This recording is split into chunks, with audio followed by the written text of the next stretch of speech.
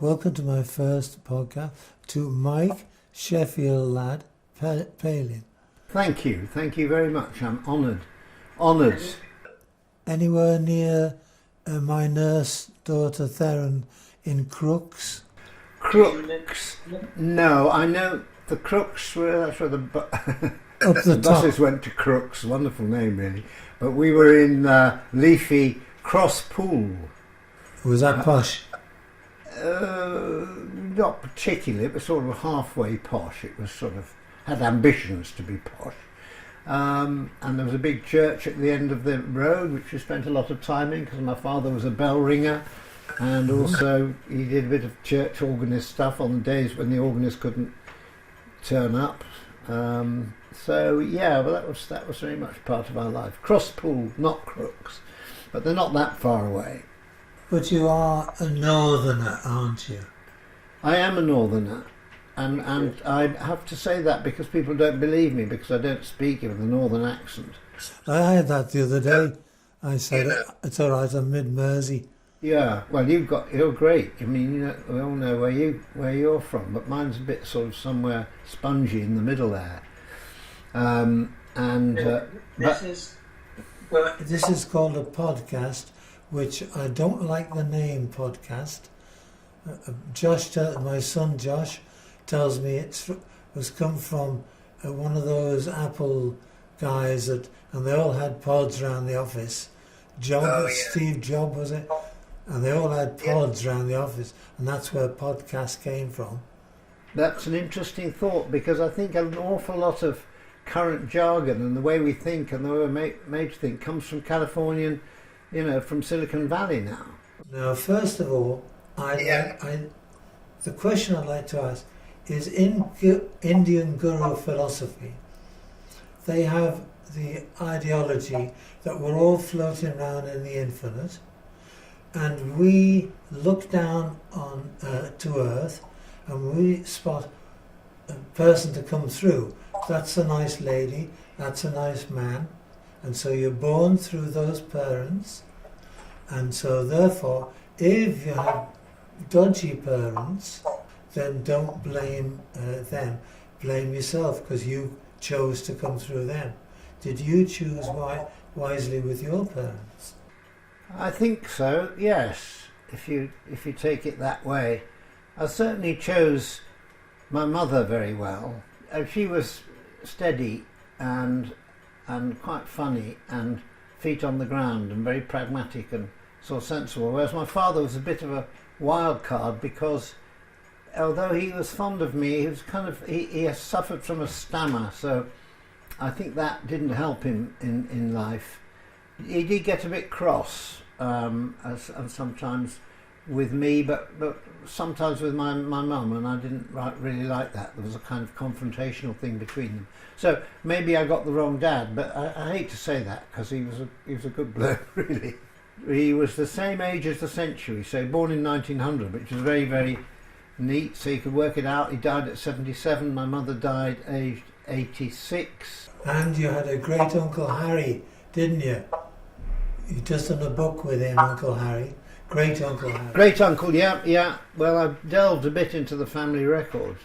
My great Uncle Harry, was just one photograph of him, but now I've...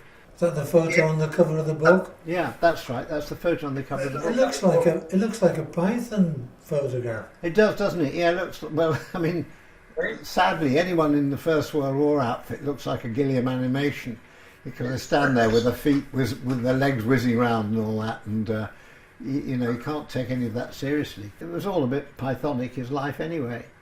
Yeah. And you had Irish roots like me? I've got some Irish roots, yeah. My great-grandmother was Irish. From Donegal? Yeah, from, yes, up that way. She was she was orphaned during the potato famine and left Ireland without her parents in one of these ships called the coffin ships, where they just sort of were lucky if they got to the other end alive, and she did, and she struck gold and was adopted by a rich American lady who had no children of her own. That's what I heard, yeah, great, lucky girl. Yes, she was a tough one, I think. she ran the family after that. And you had a sister Angela, 9 years older? Yes, exactly. Yeah. Sadly died, but there we are. Yeah. She was lovely, but she was very sad character. Really had a lot of very deep depression. Oh, okay. Yeah. And how was your childhood in Sheffield? Was it in Sheffield? Yes, it was all 26 Whitworth Road, Ranmore, Sheffield 10.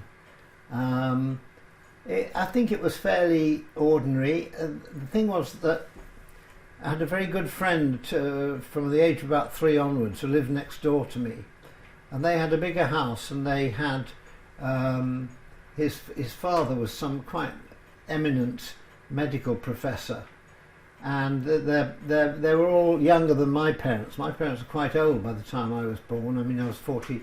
My father was 43 when I came along. But anyway, this family next door became like my own sort of alternate family, and they were very fond of each other, the mother and father, in a sort of expressive way. They'd sort of kiss each other in public, in the kitchen and things like that, and I'd never seen my parents kiss each other at all. Weird that, isn't it? So I was lucky to have two kind of families, my own and my own sort of slightly more strict and reserved family, and the family next door, who were much more sort of spontaneous and lively and rude. Oh, is that rude? Yeah, I mean, smutty jokes, really, and all that. Even better. I was going to say, did you do well at school? But you must have done well, because you went to Oxford University. Yeah, yes, well, I went to school in Sheffield first, a sort of prep school, run by an extremely eccentric man.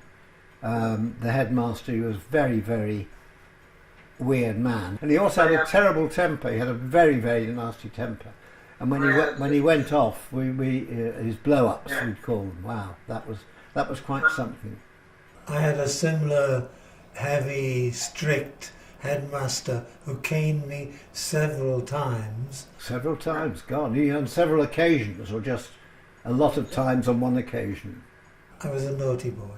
Was that exceptional, or was it something that happened quite a lot in your school? Normal, they got a cane, right? A bamboo cane, or what sort of? Bamboo cane, and they had different thicknesses, right? So if you got a thick one, it wasn't so bad. But when he got the thin one out, Oh yeah.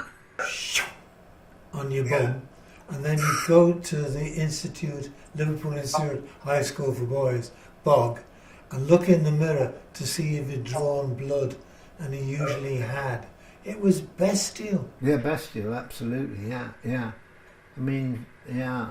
He could have said, well, it's all down to it's a blood transfusion service he was running. Now you in Oxford studied modern history? Yeah.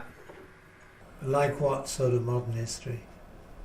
Well, modern history at Oxford was a very wide-ranging term. You'd start with the Venerable Bede. It was around about 600 AD in Latin. That was where it would start.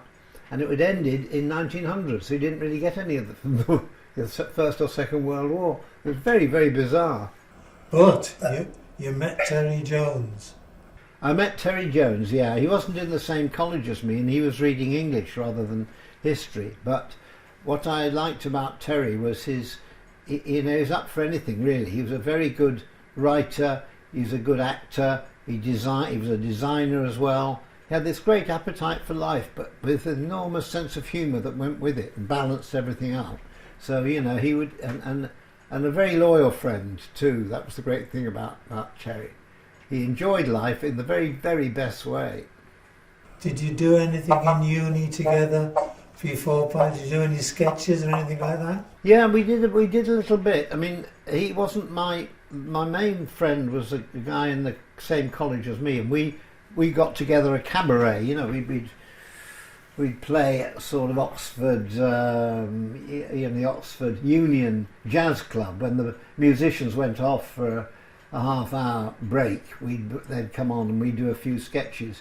to the few remaining people who were there to listen to it. And then Terry, the great thing was that Terry and myself got together in a review in Edinburgh, the festival, in 1964. And that was the Oxford review at the festival, and it was very successful. And we'd written material that wasn't all satire about the Prime Minister and all that, which was very popular then. There was a lot more sort of whimsy, slightly nearer Spike Milligan and all that. And the way you guys from Liverpool had, that nice whimsical, surreal humour. And then you went into Monty Python's Flying Circus. Did I? What I liked most of all was when Spike Milligan went to Japan, and he came back and he said Python's really very popular in Japan. It was for a while, and its title, translated from the Japanese, was Gay Boys Dragon Show, which of course is just wonderful for the time. If only we'd thought of that. We must tell everyone we met. I'm sure it was before Python on Now. Yeah, Now, you have to say, Mike, Now exclamation mark. That was the thing. It was at the end of it. To give it extra excitement. Now. Well, did we co-host it with you? You co-hosted it because, well, I mean, all sorts of groups came on, and Scaffold came on to do their bit, probably because your promoter said you should do it, and we got on very well. And we did. I think they wanted humour there, and you were funny as well as musical and all that. So I think you were favoured by the writers, partly because you could do some of their work for them, and it was a bit of a funny setup, the whole Now thing. They could afford 1 star a week, and the other 2 acts were acts that came along from the same management but had no talent at all, never got anywhere. So that was the deal. You got 1 for 2. And then we should tell people about the charity matches we used to do. I remember the one at the old Liverpool airport when we had a charity match with you. And do you remember, it was on a field outside Liverpool airport. Yes. And suddenly there was over the field came a sort of triangular shadow, like a Spielberg movie, silently, and then a giant Vulcan bomber went over our heads, and you could see the undercarriage, like a Spielberg movie. You could see the undercarriage coming, the wheels coming down to land in Speke Airport. God, I don't remember that. That sounds like something had a very profound effect on you. Yet to this day. You can hear that. Were you frightened? Not in the slightest. It was a joy, deep joy. The Pythons were too good. And because you were winning, I thought, well, this is ridiculous. We're going to, lose 30-0. And so I had this little idea, remember it? I had this idea of saying to a little boy at the top of the pitch, I said, hey, Arlov, that's a ball there. Now you dribble that down, kick it down there, right down to that goalpost at the other end, and kick it in. And he said, I gave the ball, and he took it down, and all you Python lot dived out the way of this tiny child. Oh dear, falling on the floor, and let him go down, and he kicked it, and the whole audience, the crowd now, but he was still winning, so I thought, got to finish him off now. And I got in my old Alvis and drove down the centre of the pitch and opened the window and lobbed the ball into the net. Ripping Yarns with Terry. Was it a tribute to Billy Bunter, Ripping Yarns? Well, of course we all read Billy Bunter, but this was more sort of the stories of pluck and heroism and all that sort of thing.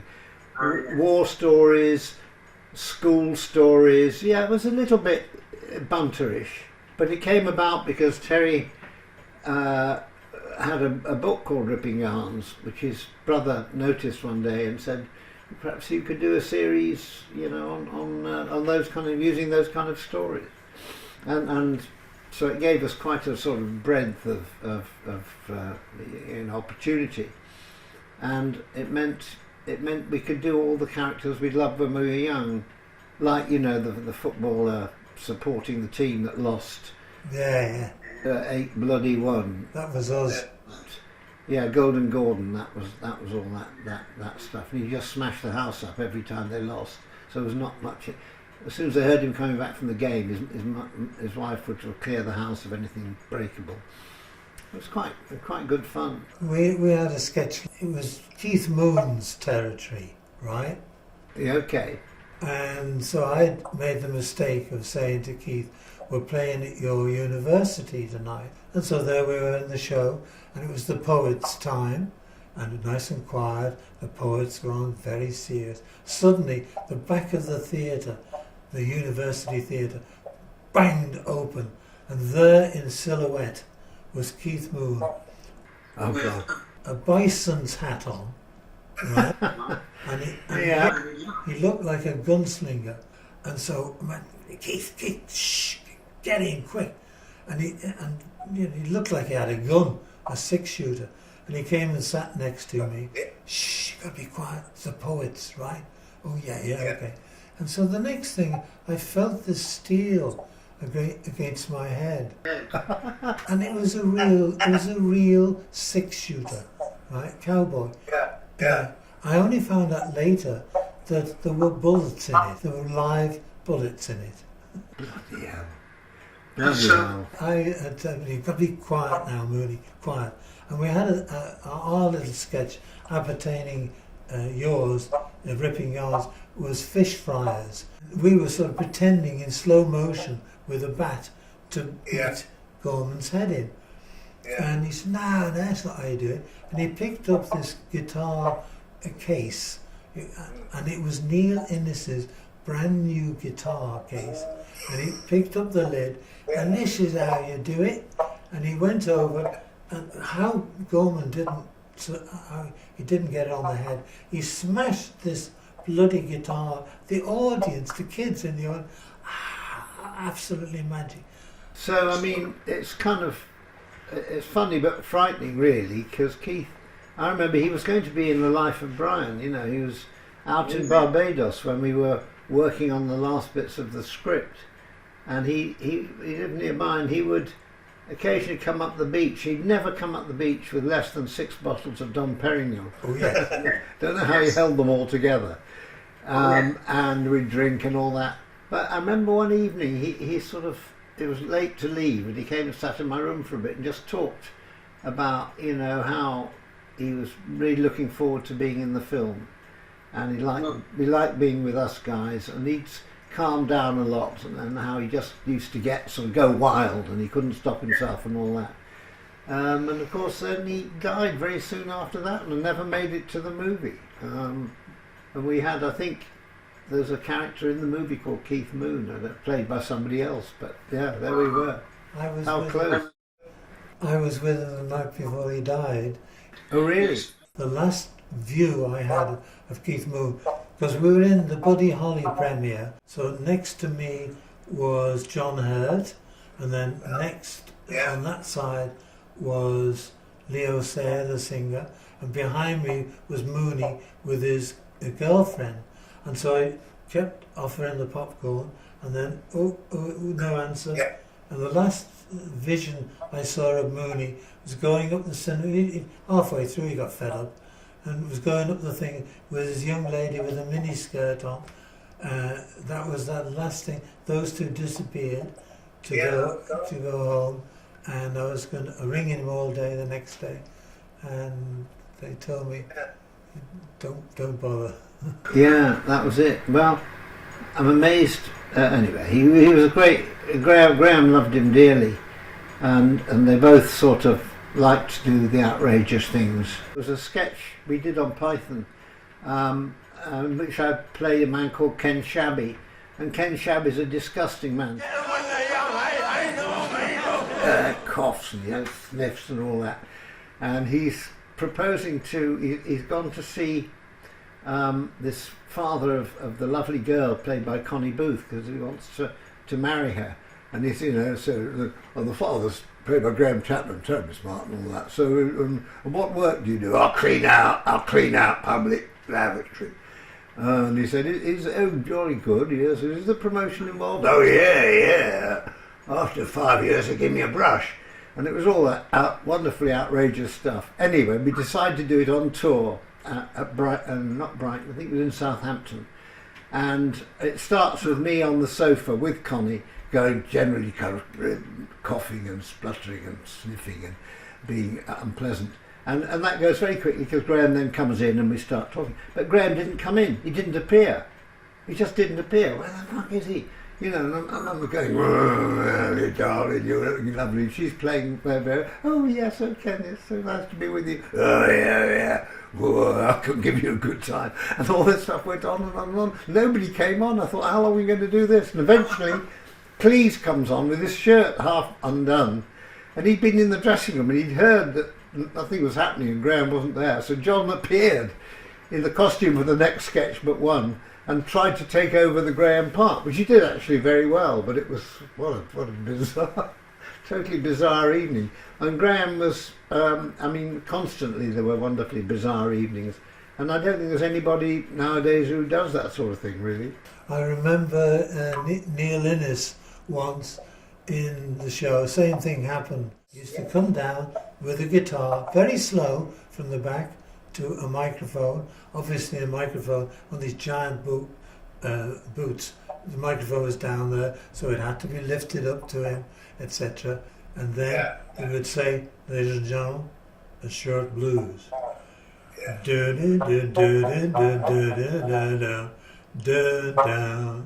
And then walk off. Yeah. That was the short blues. Yeah. Took him half an hour to get off as well. Yeah. And then that sketch was supposed to be happening, and our same as you, and nobody came on. And so in the end, where's Innes? I don't know. I found him on the back steps, of the theatre, and I said, Neil, you're on. Neil, it's your turn. Let's go. He said, no, I don't want to. No, it's not. Don't fancy it. Yeah.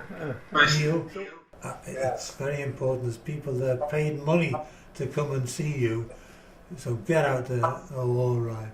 And he actually did it in the end, but he wouldn't have done it if I hadn't have gone. He would have just been there all night. Yeah, he was a lovely bloke. Anyway, because I remember the Bonzo Dog Band were sort of played with us when we did Do Not Adjust Your Set, which was the first show that Terry and I wrote with Eric, and David Jason and Denise Coffey were in it, and it was the Bonzo Dog Band. And they did these amazing songs, really weird, sort of hallucinatory, druggy songs. And this was at 5:15 in the afternoon, because we were a children's show. And they couldn't, make head or tail of what it was. They thought, oh, isn't it lovely? Oh, the green and purple trees, oh, and they're sprouting out of their heads. How nice. And it was all completely kind of drug related. I can't remember how long Scaffold, I mean, I know you're together even now, but there was a period, wasn't it, where you had 2 or 3 hits?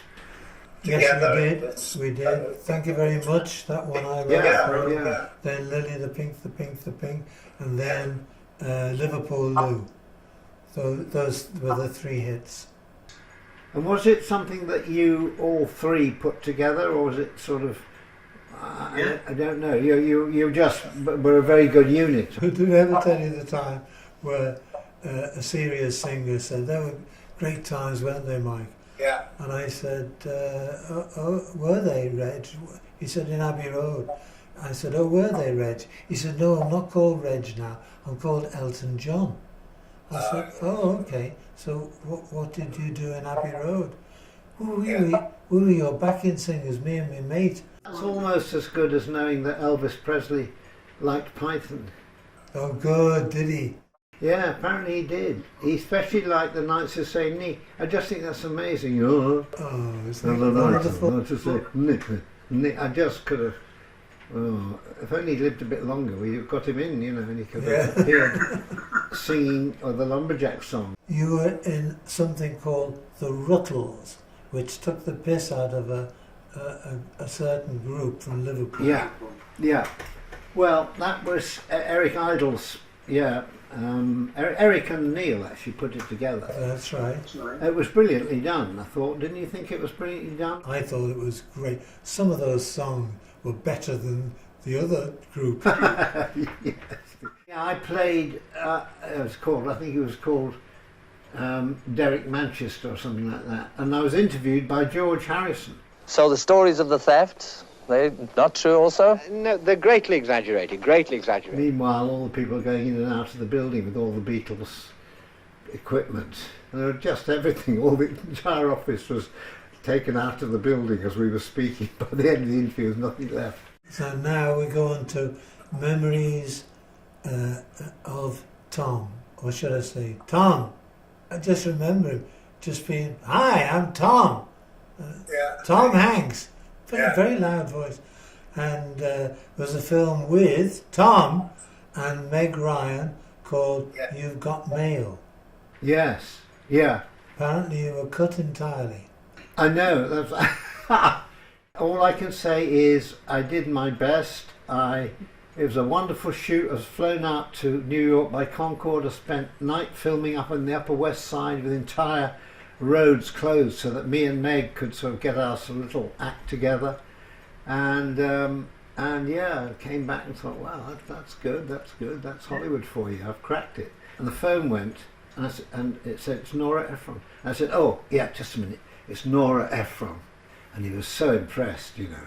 This is the first time he'd been in my company. Those are the sort of people who ring him up. Oh, Nora Ephron. Yeah, Nora, yeah. Oh, yeah. No. Yes. Oh, well, no, I'm sure. And I put the phone down. He said, well, what was that all about? I said, well, I decided I'm not needed in the movie we just made together. Listen, you're in good company, because we did a filming around Liverpool on something called Rock Around the Dock. We did these little sketches, and we went to the premiere then, and it was only then that we found out in the premiere, by the way, lads, we've cut you out. Oh yeah. Oh. At the premiere. Yes, that is vicious. Now, why? What was your reaction? Were you able to laugh it off in your usual nice, jokey, genial way, or did you say "fuck you"? Hopefully, as long as they paid us. Yeah. Now here, I've got to tell you this before we go. As the scaffold member who sang in Lily the Pink, as the scaffold member who sang, Johnny Hammer had a terrible stammer. I don't do it now. I do the Auntie Millie verse. Auntie Millie gone willy-nilly when her legs they did recede, so we gave her medicinal compound. Now they call her Millipede. Now, so, but for the terrible stammer, maybe not the one to ask you about founding the Michael Palin Centre for Stammering. Yeah, I'm quite proud of that. I'm very happy to talk about it, and that came about because I played the stammerer in Fish Called Wanda. That's right. Ken Pyle, you know this. And John came to me fairly early on because he knew he'd met my father, knew he had a stammer, and he said, "How does a stammer really kind of work? I don't want it to be just a cod, ba ba ba da da da da." So I told him a few things like, you know, it's when you're under pressure, you take longer. You can sing perfectly well. Lots of things like that, which he had this idea that this heist and this terrible gang, the one person who had the vital information at the end had a stammer, which is quite a funny idea. And I did it, and the film was good, but it divided opinion. Some stammerers said you should never do a thing like that. A lot of others said it's really good to see a stammer used. You know, people do stammer, and he's in the film, and he's probably the one who's the least bad of all of these awful people. He does get to kill his torturer by rolling over him with a steamroller, which I did with Kevin Kline. So somebody rang me up and said, I've got a bit of money and I wanted to try and help out some therapists who have some ideas about how you can get help children when they first start to stammer. Don't wait till they're 14 or 15 or, good. Or 60. Get them when they're young. Good. And I said I'd help them out, and they could use my name, so it became the Michael Palin Stammering Centre, which is still going and is really brilliantly run. I feel glad I've been able to do my bit with the Stammering Centre, and I'm constantly meeting people who've been there or had their children have been there and have done very well out of it. Yeah. Certain things that we do, it's like they come to you and just say, "Oh, I still sing Lily the Pink," and that was little Stella said, "Oh, the boys in our school, children." All would sing it as they're going out the theatre. Here's a video of it, singing, going out to Lily the Pink. Yeah, I mean that's lovely, that, isn't it? Yeah, when you're remembered for those little silly things. We should be so lucky.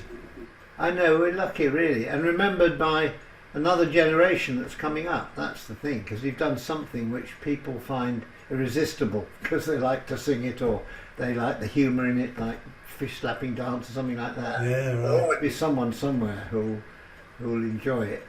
Going to get onto a serious subject now. Like our kid, you are now Sir Michael Palin. Yes. You're the only Python to be knighted. Is that correct? Yeah. Do you keep reminding the others?